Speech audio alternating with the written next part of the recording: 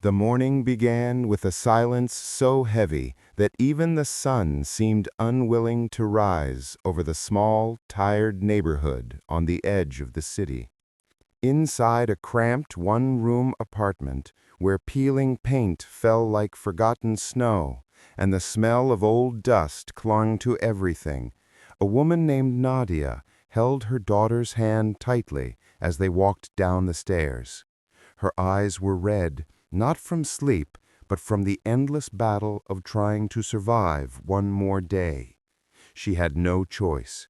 Today she would take her 7-year-old daughter Amani with her to the office building where she worked as a part-time cleaner. It was against the rules, but she couldn't leave her alone. And she couldn't afford to lose the job, not after everything life had already taken from them. Before the story continues, if you believe in kindness, in second chances, in people rising again no matter how far they fall, please like, comment, share, and subscribe to the channel. It truly means the world. That day, as Nadia pushed open the glass doors of the office building, she felt the familiar sting of humiliation. It was a world coated in brightness, clean marble floors, coffee machines humming like well-fed machines, people wearing polished shoes that never stepped in dirt. She walked through it like a shadow that didn't belong. Her uniform was faded, her shoes cracked, and her daughter, her sweet, brave daughter, held onto her worn-out sweater as they started the cleaning, floor by floor. Nadia tried to hide Amani behind a cleaning cart whenever footsteps approached. She didn't want anyone to complain, but she also didn't want her daughter to feel like she was something to hide. That contradiction lived inside her chest like a knot she could never untangle. Meanwhile, on the upper floor of the same building, a man named Rehan sat at his desk, a single father, always exhausted, always rushing, with files stacked like mountains around him, and a quietly anxious son, 8-year-old Daniel, waiting after school in the corner of his office. Rehan didn't want his son there, but he had no other choice. The boy had grown quieter ever since his mother had left, unable to handle the long nights of struggle, leaving Rehan to pick up the pieces alone. Daniel barely spoke anymore. He would sit with his sketchbook, drawing shapes and faces his father did not understand, drawing scenes he wished the world could give him. Family, peace, a mother who stayed. That afternoon, fate stitched their separate struggles into a single thread. As Nadia climbed up to the next floor, pushing the cart with one hand while holding her daughter's small fingers in the other, she felt her heart pounding. This was the executive level, the one she avoided, where people whispered louder, noticed more, judged faster. But she had no choice. She needed the hours. She bent down to wipe a coffee spill near a desk, her daughter quietly placing discarded paper cups into a trash bag. It was then she heard it, a soft gasp, sharp and surprised, like a small bird suddenly taking flight. When she turned, she saw a boy standing near the office doorway. A boy staring directly at her. A boy pointing. A boy whispering, loud enough for his father to hear from inside the room. "Daddy, look, it's her!" For a moment, the entire world froze, as if even time was trying to understand what he meant. Nadia felt panic rise inside her like fire, burning her throat.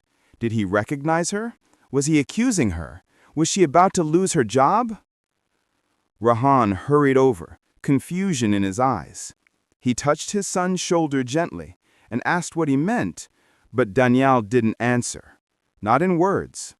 He simply took a step toward Nadia and her daughter, looking at them with a softness, an emotion so deep for someone so small.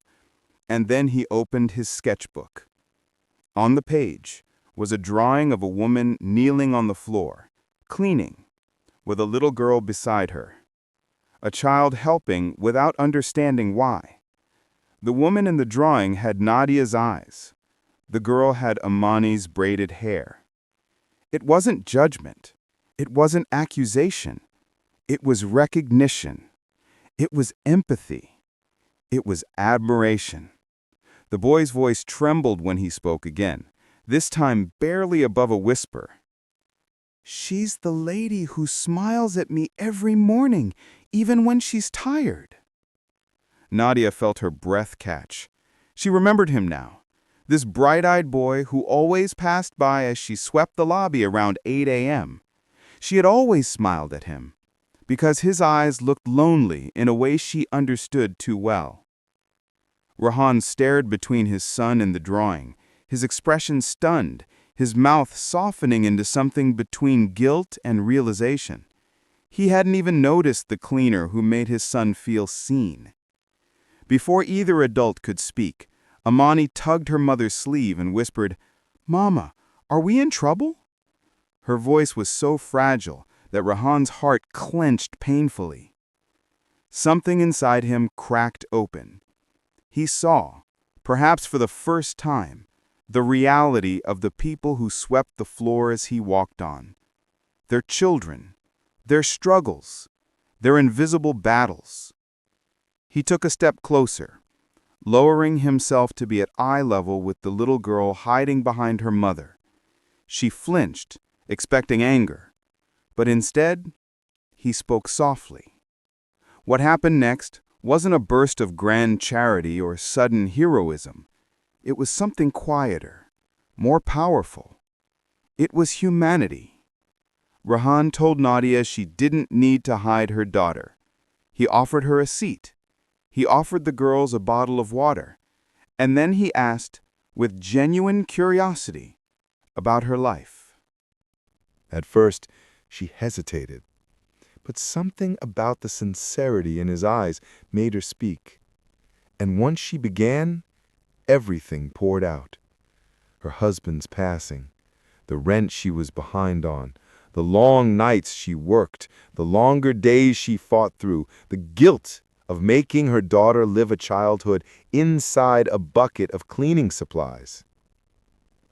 Rehan listened with a stillness that surprised even him. He thought he understood struggle, working 2 jobs, raising his son alone, but her world was a different battlefield altogether. Behind him, Danielle offered Amani a crayon, a tiny gesture, but in that moment, it felt like a bridge being built between 2 worlds that rarely touched. That afternoon changed everything. Over the next days, Rehan quietly advocated for Nadia at the building administration. He spoke with HR. He pointed out how much she did, how many extra tasks she took on without complaint. It wasn't easy. Nothing involving corporate procedures ever was. But he kept pushing. Not out of pity, but because she deserved it. Eventually, the building manager called her in and offered her a full-time position with benefits. She almost cried right there in the office, her hands shaking as she signed the forms. Her salary went up. She received proper health coverage.